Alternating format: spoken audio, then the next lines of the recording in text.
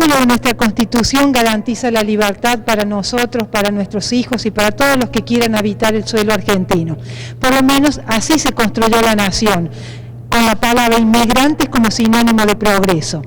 Pero hoy seguimos siendo ese país abierto que recibe a los extranjeros, que recibió a los inmigrantes de todos los países como se configuró.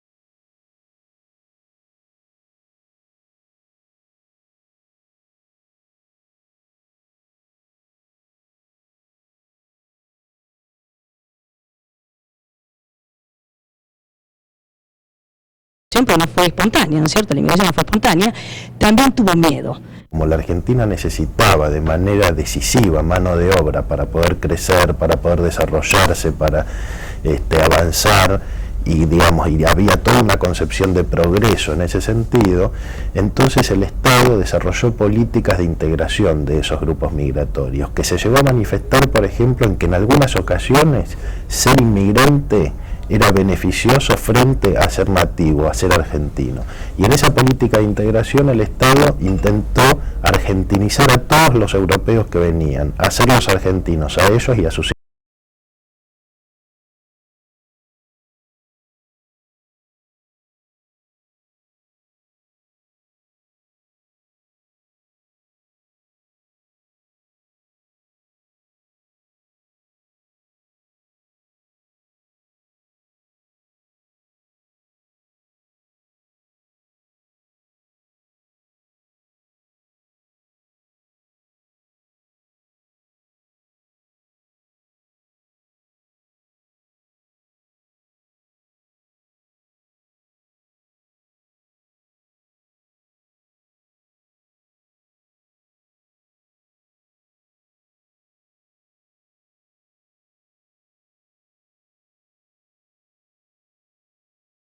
Todos los males, digamos, de la crisis al espíritu lucrativo, ser moral que plantea la inmigración. Digamos, se ve a la empresa inmigratoria como una empresa profundamente interesada sin valores morales. Lo que trae que además, digamos, se establezcan los estereotipos con que se manejó el sainete. Los italianos y judíos muy amarretes, los gallegos muy trabajadores, digamos, que fueron estereotipos que se mantuvieron en el cine, en el teatro, y que de alguna manera permanecieron en el imaginario argentino. Y los turcos eran vistos como desarraigados, ambulantes, diferentes, digamos, que lucharon mucho por su integración. ¿Y cómo se integraron? Adhiriendo al modelo más nacionalista que tenía la política argentina en la década del 40.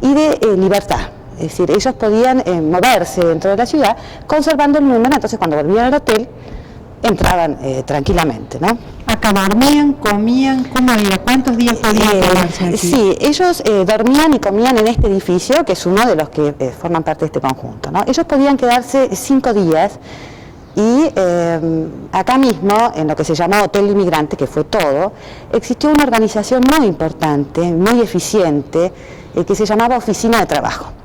Entonces, esta oficina se ocupaba de buscarles trabajos a los inmigrantes y de trasladarlos al lugar donde tuvieran que trabajar, en tren. Entonces, a partir de esos 5 días, ellos se movilizaban al interior.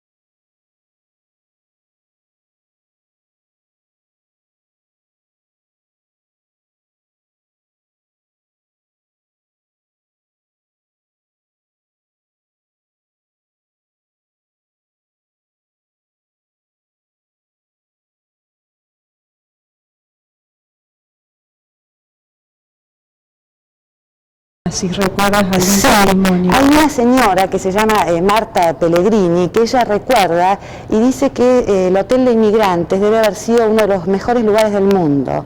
Ella recuerda que venían con mucho miedo y que la primera mañana, cuando escuchaban los gritos de las celadoras, se asustaron, porque estas celadoras aplaudían y gritaban arriba, arriba, pero que inmediatamente se dio cuenta de que eso era algo bueno, de que les iba a pasar algo bueno. Después ella cuenta también que cuando les dieron el número, salían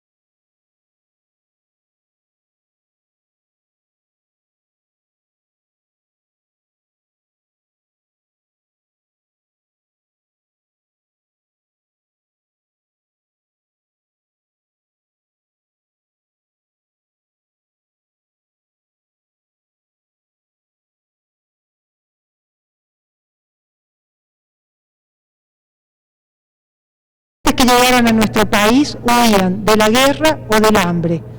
Pero los inmigrantes que llegan hoy, ¿qué buscan en nuestro país? ¿Vienen a radicarse a Argentina o siguen buscando la América, pero la América del Norte? Cuando en América Latina se debate el origen de los países, de los pueblos, en relación a Argentina se ironiza. ¿De dónde vienen los argentinos? ¿De dónde descienden? De los barcos. Los inmigrantes de hoy ya no descienden de los barcos, bajan de los aviones, vienen por carretera. En el siglo pasado venían hombres jóvenes sin familia. Hoy vienen mujeres jóvenes que dejan a sus hijos en sus países. Aquellos mandaban a traer a sus familias para instalarlas en Argentina. Las nuevas inmigrantes mandan dinero a sus países para sus hijos. Anteriormente también había muchos que venían hombres solos, solamente para quedarse un tiempo y acumular, digamos, un capital para poder llegar a su país de origen, pero no tenían intenciones de ir a vivir. Y muchos otros venían realmente a radicarse, venían con la familia, en este caso con los colonos, ¿no es cierto?, que venía la familia entera. En el caso actual, sobre todo yo diría la inmigración peruana, ¿no es cierto? Sí, y también la asiática, pero la peruana es, digamos, venir a buscar una salida laboral, pero no familiar. En general, los peruanos, o las peruanas, mejor dicho, vienen, trabajan y yo digo que casi el 80-90% lo envían a su familia. Los hijos se quedan en su país de origen y ellos trabajan. Al tiempo, pasado 1 año, 2 años, 3 años, vuelven. Y luego por ahí hasta vuelven a la Argentina. No es el caso, creo, de los bolivianos ni los paraguayos, es otra la situación. Creo que el caso de los paraguayos normalmente vienen, sí, a veces vienen muchas mujeres solas, pero al tiempo vienen sus hijos, muchas veces vienen los hombres, porque en Paraguay muchas veces no hay trabajo, entonces vienen, y también tiene que ver esto con las diferencias, esto de quedarse o no quedarse, tiene que ver con las posibilidades de trabajo que en cierto momento tenemos nosotros. O sea, cuando hay trabajo en Argentina, cuando hay más posibilidades, la inmigración es muy importante. Luego afloja cuando las posibilidades laborales y es como que vuelven a su país de origen para volver luego. ¿La historia se repite o continúa? Si vemos las dificultades que tienen los inmigrantes hoy, los nuevos migrantes que llegan a nuestro país, ¿podemos imaginar las dificultades que tuvieron aquellos otros que comenzaron a llegar en el siglo pasado? Prejuicios contra los migrantes siempre hubo. A principios del siglo basta leer algunos escritos de Miguel Cané, donde aparecen, incluso novelas de otros autores, donde aparece un claro prejuicio con respecto al migrante, al gringo. Ahora, diría que es un prejuicio distinto, era un prejuicio de tipo cultural. Al migrante se lo veía, o lo veían las clases altas tradicionales, como alguien que llegaba a la Argentina para contaminar la cultura, ¿no?, para cambiar la cultura. El prejuicio que ahora tiene otros argumentos, se basa en otro tipo de discurso, es un prejuicio con respecto al migrante en términos de su competencia en el mercado de trabajo, del uso de la salud, de la delincuencia, es decir, mientras que al principio del siglo era con respecto a la cultura y con respecto a la seguridad, pero la seguridad desde un punto de vista político, justamente por la llegada de migrantes anarquistas que fueron los que fundaron el movimiento obrero en Argentina. Es decir, que siempre se le tiene miedo al extranjero, por una cosa, por otra, se acciona en un sentido, pero por otro lado... Y parecería que sí, de cualquier manera yo pienso que a principios de siglo no solamente el discurso, sino el imaginario colectivo con respecto al migrante era mucho más bondadoso y con muchas más esperanzas, ¿no? Al migrante de cualquier manera se lo veía asociado a un país que se estaba desarrollando. Pensando en aquella inmigración y esta nueva inmigración de hoy, que es una inmigración menos deseada, por lo menos en las políticas no están... Menos deseada y racial, digamos, visualmente diferente. Este es el tema. La inmigración boliviana y la inmigración coreana son visualmente diferentes que nosotros, que somos híbridos de europeos, digamos, y occidentales blancos, digamos. Eso implica una discriminación. Eso explica una mirada poco respetuosa de la diferencia. Entre la discriminación, digamos, de la legislación, hay también varios pasos de la discriminación social que se plantea sobre todo en el tema de la integración escolar, digamos, ¿no? Cómo hay que respetar la diferencia en el tiempo, en el lenguaje y en la comida, en un modelo ampliamente democrático, digamos. ¿Y esto se respeta o crea conflicto, hay discriminación? Y esto trae que no nos podamos desprender fácilmente todos de esa mirada que tiene que ver con lo racial y con lo social, digamos, ¿no?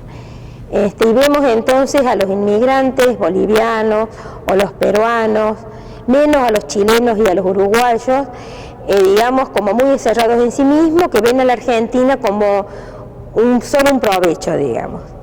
Y además causa cierto escozor que los mejores alumnos del Nacional sean de origen coreano, que es lo que pasa, y que los bolivianos sean todavía como los coreanos endogámicos, ¿no? Entonces hay una doble falla, digamos, que se casen entre ellos, digamos, esta cosa de la endogamia que se va superando, digamos, en la segunda generación, sobre todo la boliviana, ya se vuelve con algún atisbo de exogamia, casándose fuera de la colectividad, digamos, ¿no? Nos falta mucho a los argentinos para no ser discriminatorios y no ser autoritarios, ¿no? ¿no? Realmente el crisol de razas, ¿no? Yo no sé si se plantea el crisol de razas, lo que hoy se plantea son multiculturalismos e integración social mediante planos de desarrollo económico, ya que la inmigración limítrofe solo incide en el 1% del alto puntaje de la desocupación que tiene este país. Es decir, no es cierto que el inmigrante le saca trabajo al nacional. El inmigrante trabajará siempre en los espacios donde el trabajo es o poco remunerado, sin legislación de defensa, que siempre existió y existirá mientras el Estado, digamos, no cumpla con los controles y, digamos, y arbitre realmente planes de desarrollo,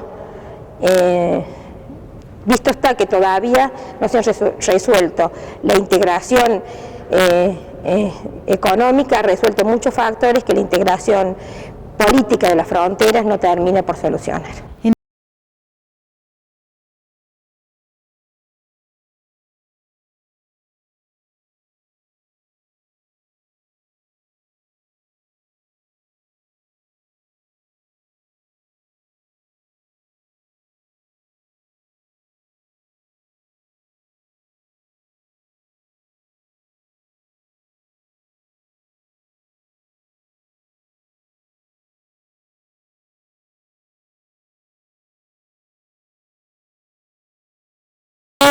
A la sociedad, y la sociedad se debe a sí misma una promoción, digamos, de la inmigración con planes de desarrollo para el interior, para fincas, y se ha solucionado con las amnistías que generalmente se dan en gobiernos democráticos. En este momento el proceso migratorio desde los países limítrofes también tiene reacciones xenófobas, también sufre discriminación. Por ejemplo, las autoridades policiales los acusan de delincuentes a los inmigrantes, cuando es sabido que la mayoría de los delitos que se cometen en la Argentina, la inmensa mayoría, están cometidos por argentinos y no por inmigrantes. O sea, incluso en el porcentaje de población que significan los inmigrantes no alcanza al porcentaje de delitos que cometen los inmigrantes, que es menor a la cantidad de personas que hay. O sea que sufren discriminación, y a diferencia del proceso migratorio europeo de principios del siglo y de fines del siglo pasado, no hay una política del Estado que intente integrarlos a la Argentina. ¿Por qué? Porque al principio del siglo había un proyecto de hacer una gran Argentina, un gran país, se necesitaba mano de obra. En este momento hay un proyecto económico diferente donde la versión de ese proyecto es que no se necesita mano de obra para la Argentina, no se necesitan trabajadores, sino todo lo contrario, más bien se necesita más tecnología y menos trabajadores, según el discurso, oficial. Entonces, la utopía de Sarmiento de una Argentina de 100 millones de habitantes, de poblar el desierto, etcétera, no se cumple, sino más bien todo lo contrario. Sin embargo, lo que es interesante es que esa migración no es mucho mayor ahora que hace 20 años, que hace 50 años, que hace 100 años. Desde la primera vez que se hace un censo nacional a fines del siglo pasado, hay registro claro de la presencia de inmigrantes bolivianos, paraguayos, chilenos en la Argentina. Entonces, más o menos en los últimos 100 años, siempre la población de los países limítrofes en la Argentina se mantuvo alrededor del 3% de la población total. Y en este momento puede haber un crecimiento mínimo o un decrecimiento de ese porcentaje, puede andar entre el 2,5 y el 3,5, pero no hay un cambio sustancial. Lo que ha sucedido, en cambio, es que desde fines del 70, principios del 80, se manifiesta una crisis económica con otras características. Entonces los bolivianos antes migraban y se ubicaban básicamente en Jujuy, en Salta, los paraguayos en Formosa, en Misiones, en Corrientes, los chilenos en la zona de la Patagonia. Cuando esas regiones entran en crisis, como es sabida la crisis de las provincias, de las economías regionales, etcétera, al mismo tiempo que la gente que nació en esas provincias migra hacia las grandes ciudades, también migran los bolivianos, los paraguayos, los chilenos, y llegan a las ciudades y se suman, por supuesto, a esa permanente migración que ha existido desde estos.